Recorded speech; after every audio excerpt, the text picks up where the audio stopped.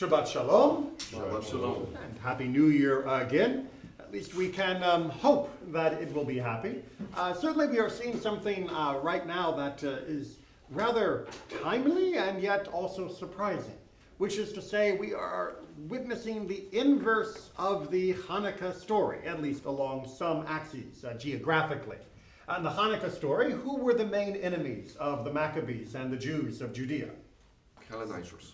The Hellenizers, exactly. The Hellenizers, which were primarily based in? Greece.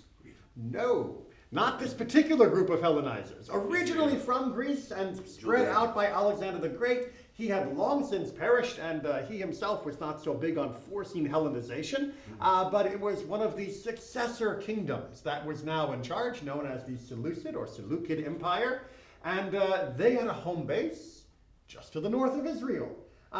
More or less in Antioch, which is why you might know of Antiochus and Antiochus, the Epiphanes IV, the main villain of the Hanukkah story. And of course, their primary area was in Anatolia, Turkey now, and in Syria. And where are the Israeli troops currently advancing? Syria. Into Syria. It's rather surprising that we have faced many foes coming out of Syria, going all the way back to the Assyrians, the ones that destroyed the northern kingdom, and then throughout many other historical epochs, Syria has been the base of conquest into Israel, and now Israel is doing the opposite. It is pushing back into the Syrian territory. But we need to be very careful when we're trying to make this analogy. Because what exactly is Israel doing at the moment? Anybody here up on their latest wires from the political fronts? Yes? They're destroying their military capabilities, namely their ammunitions and weapons. All right, so Israel is attacking the supply depots of the I almost said Assyrian, a few thousand years out of time, the Syrian military. Most importantly, the remnants of the military that was funded, built, and supported under the Assad regime, which has just crumbled in the face of its own internal rebellions. But Israel is apprehensive, to say the least, with all of those weapons lying around. It seems like this could get out of hand, and so Israel is targeting those weapon depots in order to remove them from everyone's hands. So they should not be in any of the allies of Assad, nor would Israel be entirely comfortable, sure, that would they to fall into the hands of the new group that is leading, which, while trying to reform its image and making some efforts that seem possibly, maybe, trying to couch this in as much ambiguity as possible, that they might be moving in a better direction, nonetheless, they did have their origins in a very ISIS-like crucible, meaning that we don't know long-term what they will turn out to be. And if they are going to be peaceful anyway, then they don't need all those nasty weapons. In any case, especially not the chemical weapon supplies of which Assad was very fond.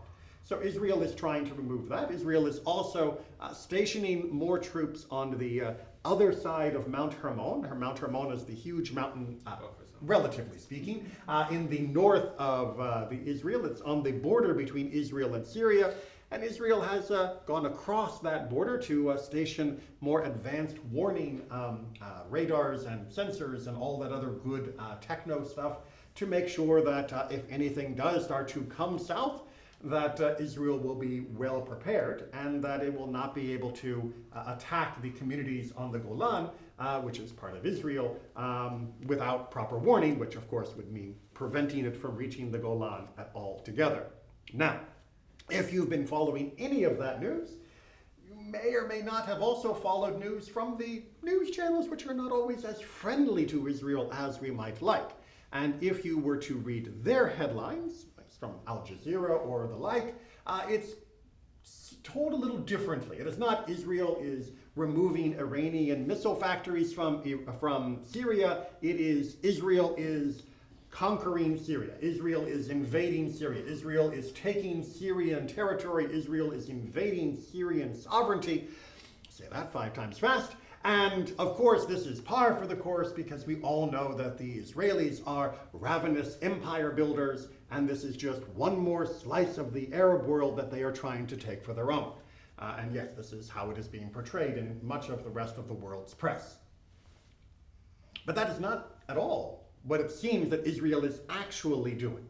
And Israel is not making any territorial claims. Israel is not making any statement of long-term placement of their material or manpower. Israel is saying right now, with our northern neighbor going even further into instability and having just fought a war with the Lebanese Hezbollah terrorist group and still in the midst of a war with Hamas down in Gaza, we'd rather this border not explode either. So we're just going to be prepared, and we're going to remove as much of the danger as we can, and we'll call it good there. This, of course, is not believed by the rest of the world, or at least those that are unfriendly to Israel. And the reason why can come back to our story of the Maccabees. Right? It's because that would not be the normal behavior for normal empires. If we roll it back to the Maccabean story, why was the Seleucid Empire in charge of Judea? As we said, they were Hellenizers. They were promoting Greek culture. Why were they on a different coast of the Mediterranean? Why were they not back in Greece, or at the very least Macedonia? Because Resources of salt and gaining taxes. yeah, because empires are going to empire. That's what empires do. They go out, they conquer, they grab new territory in order to increase their manpower for their army, in order to increase their population to generate new wealth. And you keep doing that until you meet an unstoppable resistance. And then you draw a border there. And then if you can erode that resistance, you push the border a little further, a little further, a little further. That's what they did. It's what the Babylonians did. It's what the Assyrians did. It's what the Romans did. It's what every empire in the world has done all the way up until the 20th century. The Soviet Union was doing exactly that same kind of thing, even as they tried to claim that they were not imperialistic, but pushing out their range of influence was absolutely part of their plan. Well, if that is your mentality, if you believe that's what empires are going to do, then you interpret the behavior of any other actor as being exactly that.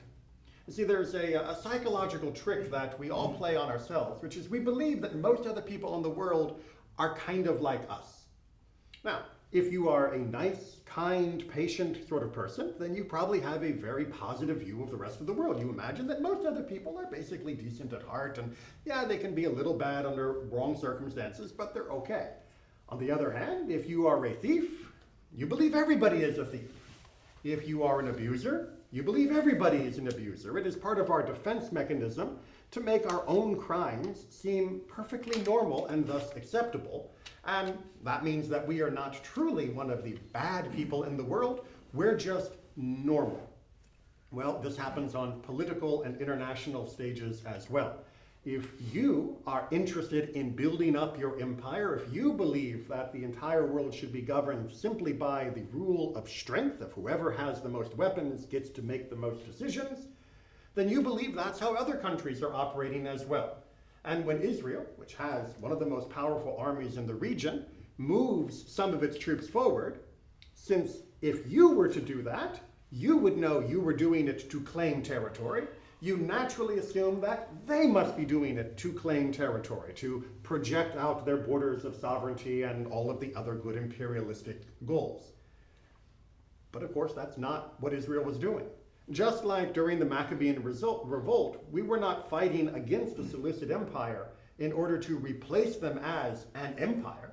We were fighting against them so that we could be left alone. And very much, again, that is what Israel is trying to do. Leave it alone, and there will be no more wars. Do not attack, and you will not be hurt in retaliation. But unfortunately, many other people can't imagine that is truly Israel's plan, not because of something that Israel itself has done wrong, but because of their own plans, their own machinations, knowing that were they to have Israel's power and might, they would absolutely be using it to dominate their neighbors. And so the stress continues, the tension continues, and the problems of trying to reconcile these two different worldviews continues.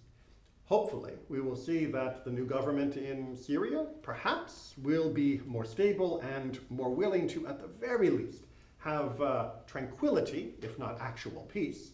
And were that to happen, it would be a blessing not only for them, but for Israel, for the Lebanese, and for everyone else around who has been bedeviled by Syrian power politics for the last 60, 70 years.